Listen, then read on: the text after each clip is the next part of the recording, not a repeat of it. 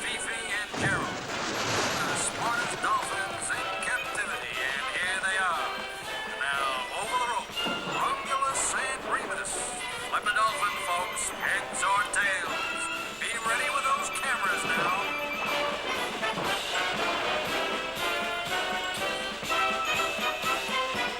Here they come again, up and over.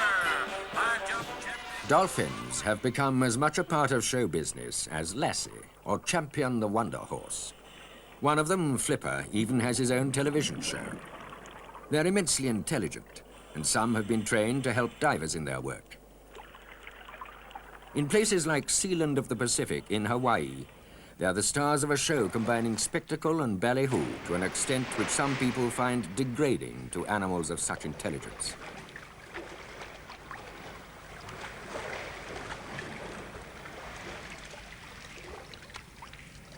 The circling and jumping the trained dolphins are displaying is as much a part of the normal life of a wild dolphin as swimming and breathing. The only difference is that these captives jump to order, while their ocean-living relatives jump when they please.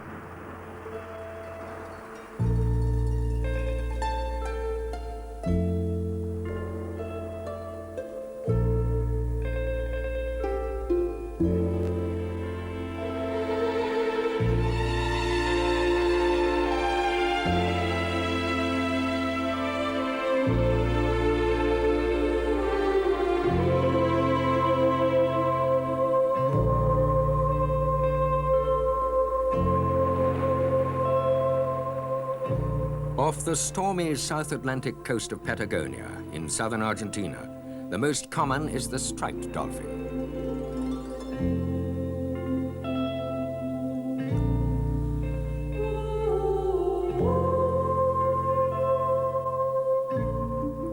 A school of them comes regularly to Golfo San Jose to feed and socialize in waters teeming with fish. There, for centuries, they have leaped and danced, unobserved save perhaps by a few Patagon Indians. Dolphins are warm-blooded, with highly developed brains and advanced social behavior. Their skeleton and nervous system show that they were once land animals.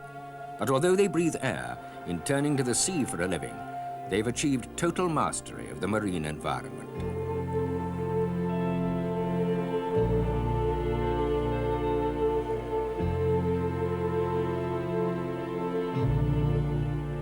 Like whales, dolphins have evolved a streamlined fish-like shape. But unlike whales, they've developed speed and maneuverability instead of size. A clue to the reason for their jumping and slapping the water might come from studies of whales, which are thought to use the surface as a sounding board, banging it as a means of communication.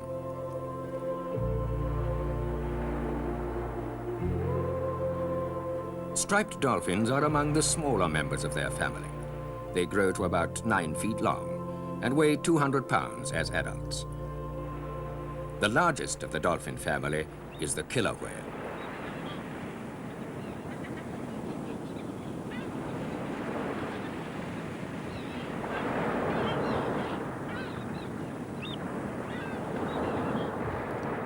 Killer whales, unjustly, are the most feared of all the marine mammals.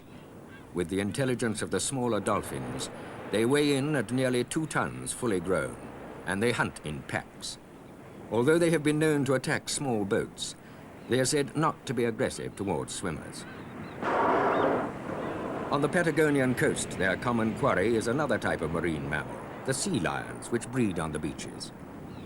In abandoning the water to produce their young on land, you'd think the sea lions were safe. But with as resourceful a predator as a killer whale, they are nothing of the kind. The killer whales come close to the beach where the bull sea lions are guarding their harems.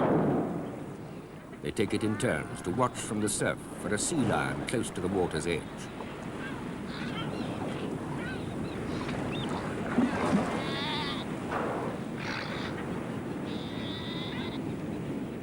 With the unmistakable tall dorsal fins blockading the shore, the sea lions understandably look nervous and ill at ease.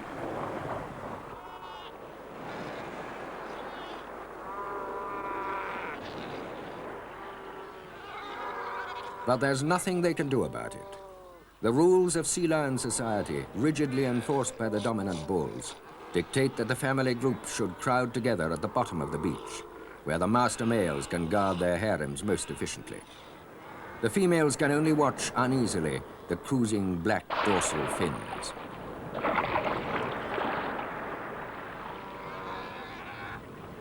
In every sea lion colony, there are some apparently reckless individuals going into the water despite the presence of the killers, almost as if they were daring each other. They're usually young males, a curious parallel with human society.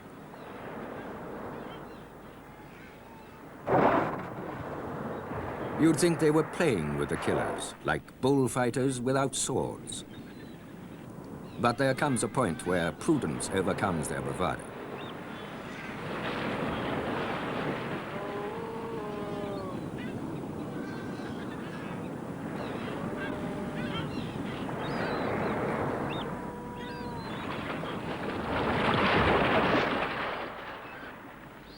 One of the killer whales and a couple of master bulls are face to face in the surf. Then the killers turn away and the colony seems safe.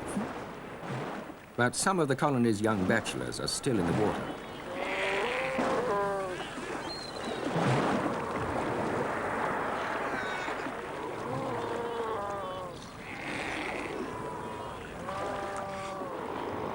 Killer whales have been seen actually on the beach, having run ashore to catch a sea lion. But this time it looks as though their prey has given itself up.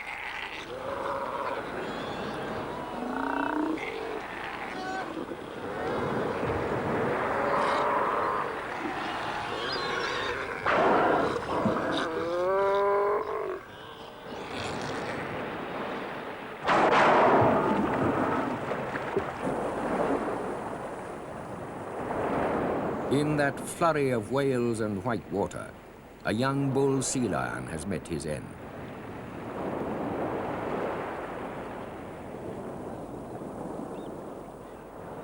These secluded shores are a favorite place for all kinds of seagoing mammals. There's a colony of elephant seals breeding further up the coast on the steep pebble beaches of Punta Norte. And just offshore, a southern right whale lazes in the water.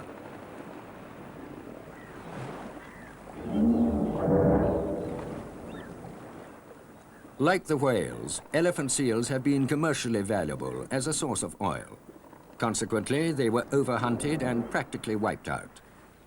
It's only in really remote places like this that they were able to find any peace. And Punta Norte is now an official sanctuary, protected by Argentine law. They're recovering their numbers at last, now that their carcasses are no longer sought after to make oil for clocks and lamps. As the elephant seals doze, the right whale kicks up a flurry of water. Something's upset it, and the flash of a dorsal fin shows it's the killer whales. The right whale is thrashing the water to drive them away.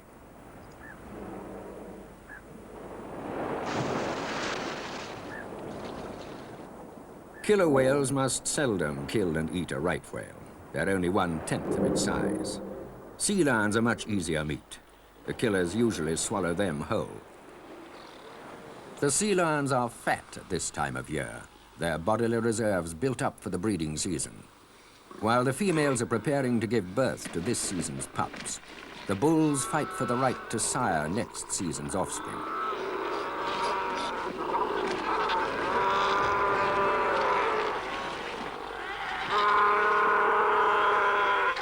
It's an arduous life for a master bull, continually defending his harem against ambitious intruders. It's no less arduous for the females, giving birth amongst the hurly-burly of the sea lion colony.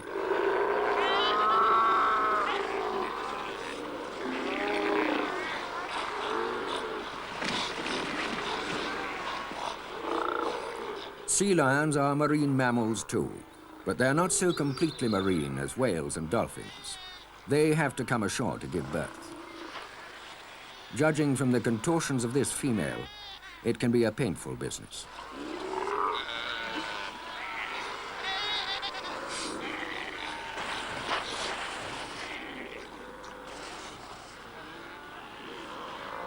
It's a breech birth, the baby emerging tail first into this noisy, pebbly world.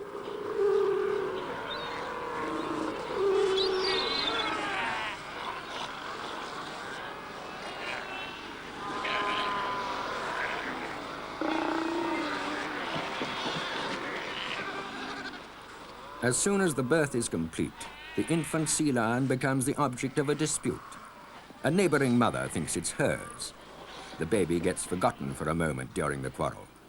But it's soon settled, and mother and child can get to know each other.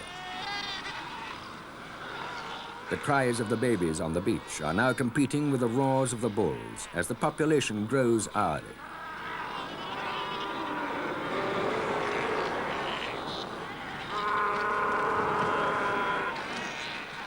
There's still a good deal of quarreling going on, but the business of the breeding season is nearly over.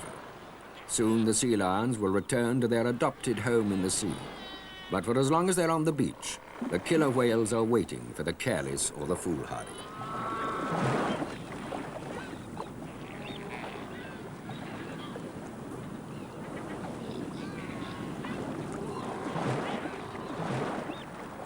The ominous black and white shapes cruise the shallows, having abandoned their bit of mischief with the right whale. The surf pounding the beach reduces visibility. Otherwise, the extraordinary charge you're about to see might have accounted for yet another sea lion.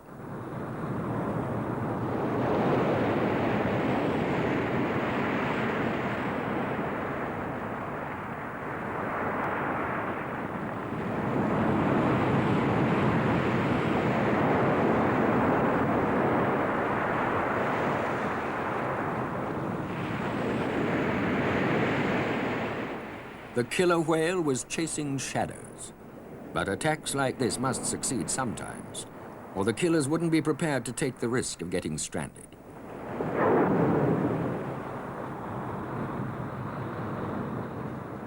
Scientists would like to know more about the life of marine mammals. Sea lions and seals are relatively easy to study on the shore. But to find out about the wanderings of wild dolphins in the open ocean has been impossible up to now. Bernd and Mel Worsig are zoologists and electronics experts who would like to track dolphins by radio. But first, they've got to catch one.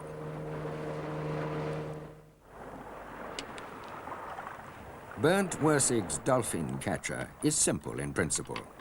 It's a spring-loaded grab with a trigger between the rubber-covered prongs. All he has to do is to place it firmly on a dolphin's tail, while his wife, Mel, drives the boat.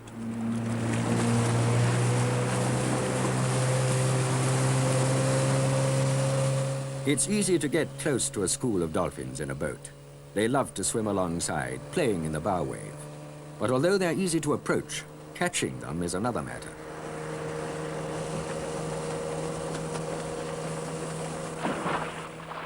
Strike one is unsuccessful.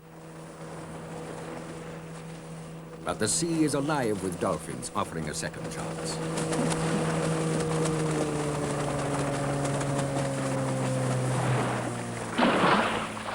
The head of the grab is designed to come off if a dolphin is caught.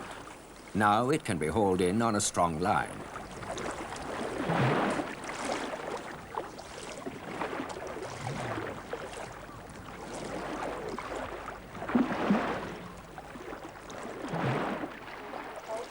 The grab doesn't harm the dolphin in the least.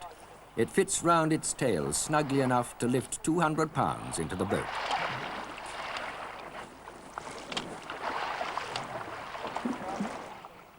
The other members of the school are apparently quite undisturbed by the disappearance of one of their number.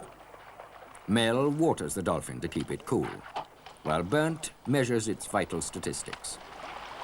What do you have for me, folks?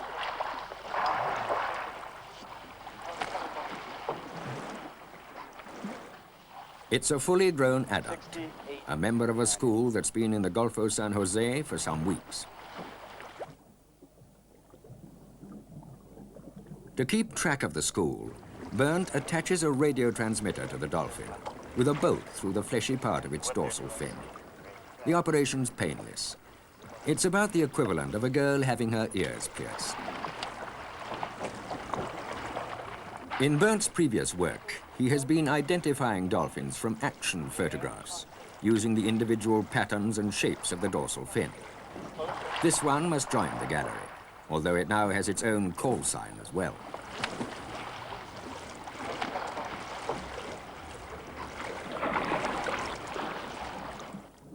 The radio will work for 10 days before the battery runs out. Then the bolt will corrode away and the radio will drop off.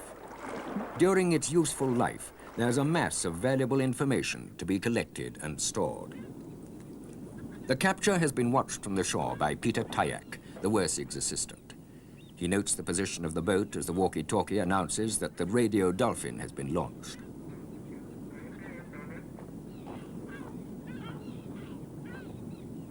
Cam, boat. Thanks a lot. Standing by. Now it's time to start recording the dolphin's movements. The radio sends out a bleep every time the dolphin surfaces, and a direction finder automatically notes its bearing. All the information is recorded on tape for analysis later. Bernd and Mel can return to base to watch the dolphins electronically. But on the way, they augment their portrait gallery, photographing other dolphins leaping round the boat in the hope of identifying some old friends from the pictures.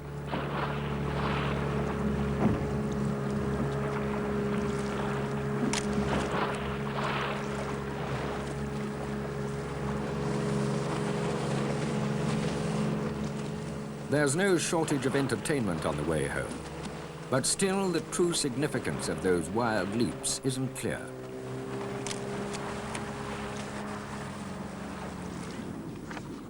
Back at base, they sort through some of the earlier photographs to see if they can recognize any of the dolphins they've been visiting today. After long experience, they can identify some individuals by their peculiarities of fin shape or coloring. There it is again. Since the dolphins have to be wholly or partly in the air to be identified, Mel has acquired a series of dramatic leaps and somersaults rivaling anything taken by tourists at the dolphinarium.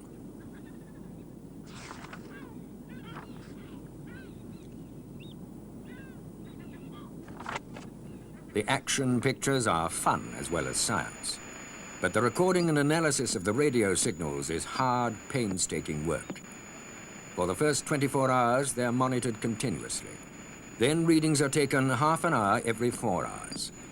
That's enough to see the trend of the dolphin's movements. A school of dolphins sticks close together, so the movements of one member faithfully reflect the movements of them all. The direction finder at base is linked by radio to another some distance away, and the readings from the two together enable Bernd to plot exactly where the radio dolphin and its school are.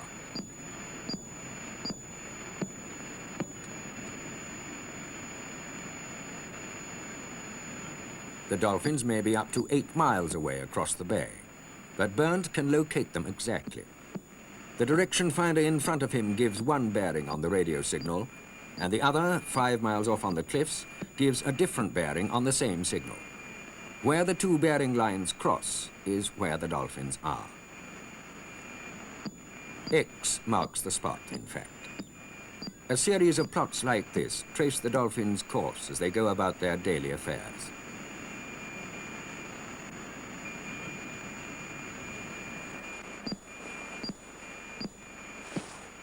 The facts and figures accumulate fast. The unfettered freedom of a wild dolphin's life must be reduced to orderly columns of figures for a man to understand. Gradually, a pattern is emerging, but it's still too soon to predict just what they'll be doing at any given time.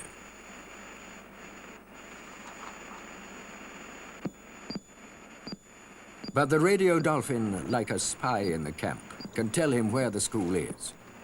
Using a portable set in the boat and guided by Peter with a walkie-talkie on the shore, Bernd can visit the school to see for himself. The dolphins move around the bay, but probably not at random. With the direction finder, they're easy to follow.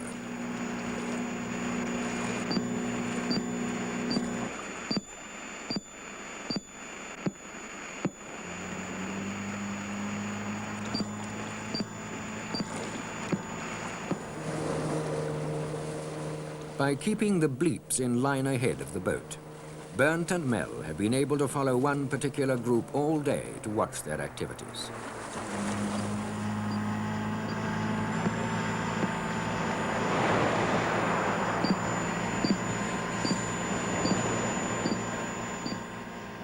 They find that smaller groups within the school stick together. Perhaps they are family parties. The land-based direction finder keeps up a steady flow of cross bearings. Combined with the boat's own receiver, it keeps Burnt and Mel on target.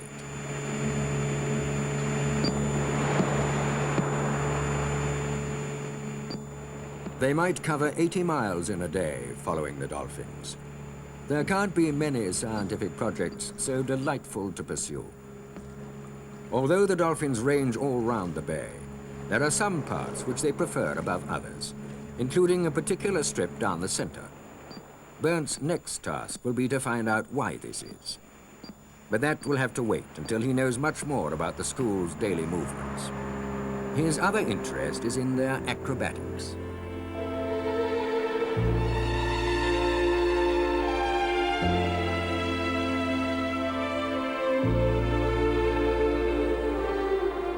With their streamlined shape, dolphins are perfectly capable of re-entering the water with hardly a ripple, as they do at the Dolphinarium.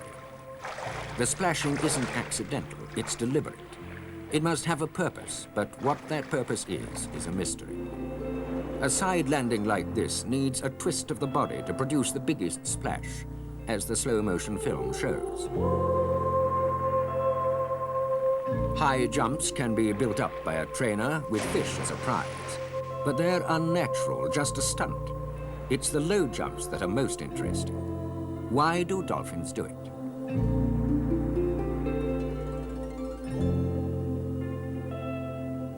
Tricks like jumping over a rope are a piece of cake. They require much less skill than a really good double splash with tail smack.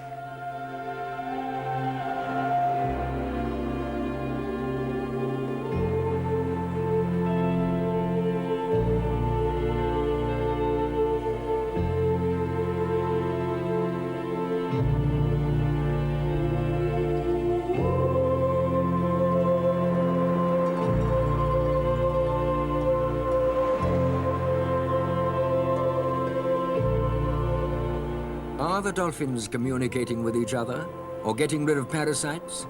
Or need it be so serious in intent? The study has only just begun. But Burnt is sometimes tempted to think that his beautiful, powerful acrobats are simply jumping for joy in the freedom of the oceans.